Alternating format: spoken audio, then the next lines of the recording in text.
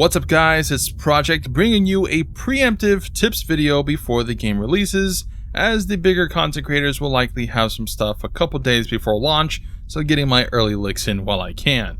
Also, there's a Redbull event on the 19th as well, which will show more gameplay, so still a lot of stuff to look forward to before launch to scratch that hype itch, because god damn, every day I'm thinking about Elden Ring, and I'm sure you guys are too.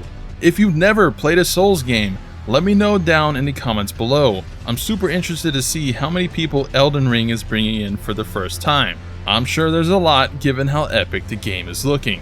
Since I played the CNT and followed a lot of news and info closely, I feel like I can give you guys some core gameplay tips that can guide you to victory in the lands between. Because these games are not easy. There is no easy mode. Sorry, journalist. And while I'm sure a lot of you new players are excited, you are going to be met with many challenges. So hopefully, after watching this video, you can endure the hardships that await you and conquer the game in a way that leads you to falling in love with the series like many of us have over the years. So welcome, Tarnished, and prepare for battle. But first, a reality check. Not many people make it out of these games alive, certainly not without dying a bunch. So you had to be prepared for that. Dying is a part of the learning process, and hopefully the things I'll teach you today can help prevent some of those deaths. Not completely nullify them, because even I'm gonna die. Everyone's gonna die at least a couple times in their first playthrough, Sage, but the point is to not get frustrated about those deaths. Because there's always multiple ways to handle situations and get you over the hurdles that come your way. Whether that be a change of tactics, patience, or pure grind to level up and upgrade your gear. With it being open world this time, it is going to be harder to streamline everyone's experience. But just know there is an ebb and flow in these games. You might enter a corridor and oops, you got ganked by two thief guys hiding and then die. Dang it! This game sucks! I have to travel all the way back here again too? What the hell? But now you have that knowledge. Well, maybe I should enter with my shield blocking this time. Or perhaps use one of the summon items I got in the game, or even throw an item to distract them. Or perhaps there's another way, a safer route to enter this building. Those are some of the moments that you might encounter throughout your playthrough, and the key takeaway is, don't rage quit. Calm down. Go again with a different, prepared approach.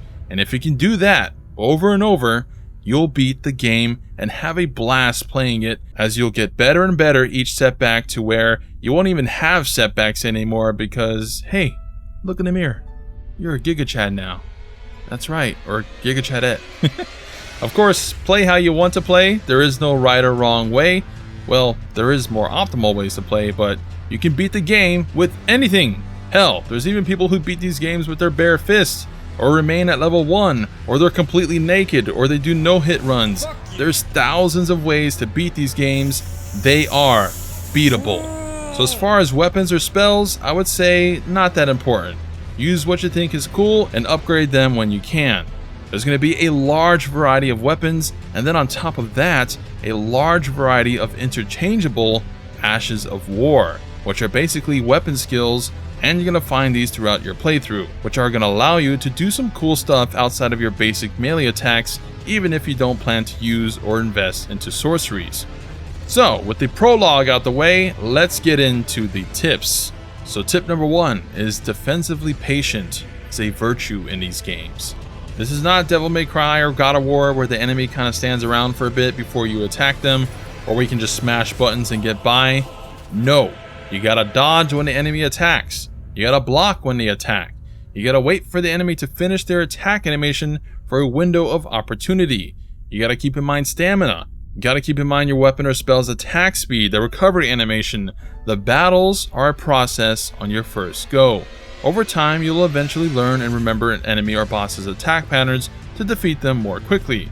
But on first encounters, it's definitely better to wait and see what an enemy can do before smashing that R1. So just take your time for first encounters if you don't want to die too often. Tip number 2, get the horse. The game is open world, so you really want that spirit steed ASAP when you start the game.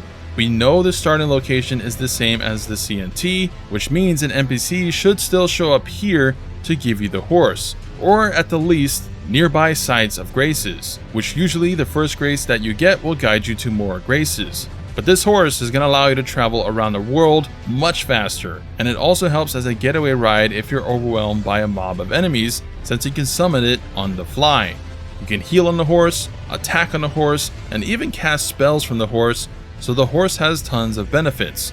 There's also air pits of sorts around the map that you can rocket up or down vertical places that you otherwise wouldn't be able to reach easily on foot.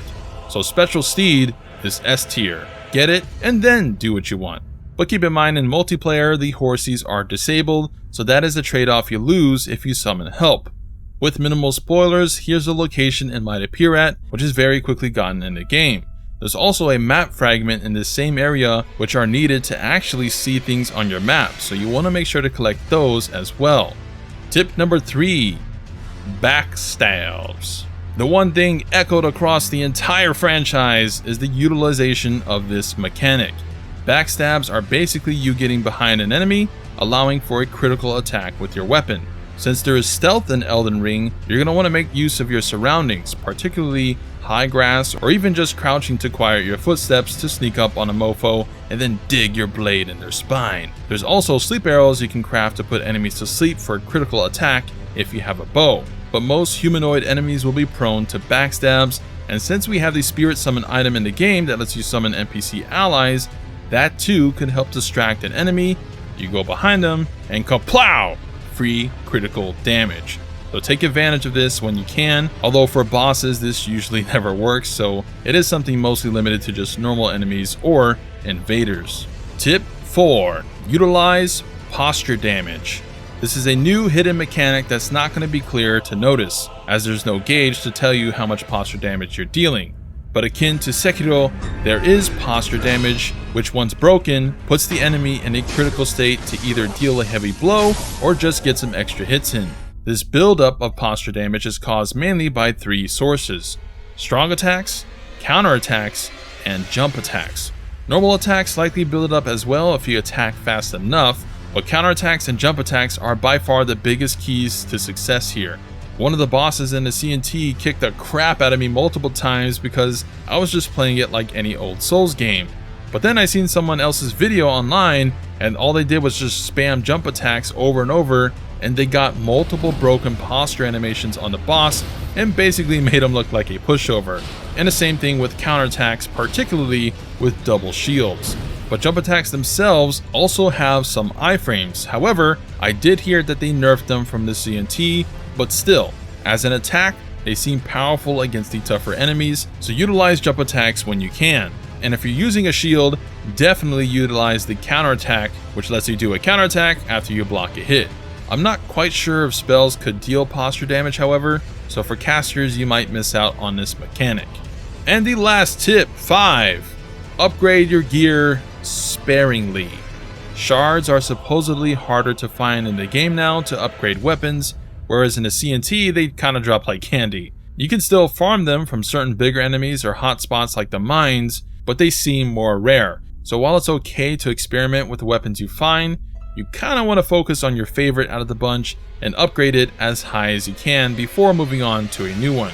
Don't try to upgrade too many weapons evenly, as it just slow or hurt your progress. Usually in these games you should be able to buy shards flat out at the midway point eventually, so if you find a cool weapon you want to main later, you can upgrade it that way without farming. But just early on, yeah, try to narrow it down to 1 or 2 weapons. And hey, I'll throw in a bonus tip. Shields are really powerful, as they usually are in these Souls games, but especially with an Ash of War skill called Barricade. This thing is bonkers and lets you block for days, which as mentioned, you can block an attack and then counter and repeat that for basically easy mode. Some shields can also parry attacks with the left trigger to deflect an enemy's attack and allow for a critical follow-up known as a riposte. And you can even equip shields in both hands, which the counterattack of that deals great posture damage. So shields are top tier so far in Elden Ring. Consider using one, particularly one that blocks 100% physical damage. Of course, there is co-op in the game, so you can summon people to aid you in defeating content with, But there's also PvP in the form of invaders that can invade your game if you did summon a helper and try to kill you, so just be careful there. If you're gonna summon for help, try to do it near bosses to avoid the grief an invader might cause. But yeah, just some things for new players for the series. I hope these few tips can help you enjoy the game more. But I do have a video covering all these starting classes and some guidance on which classes you should choose on your first go, so check that out in the end screen annotation as well as the pinned comment. As mentioned, the Redbull stream will be this Saturday at 9:30 AM EST. I'll have a link to their Twitch in the description below. Mark your calendars. Hashtag not sponsored. If you found the video helpful, smash that like button. But that's all for me. If you like my content, make sure to subscribe and hit the notification bell for more Elden Ring epicness.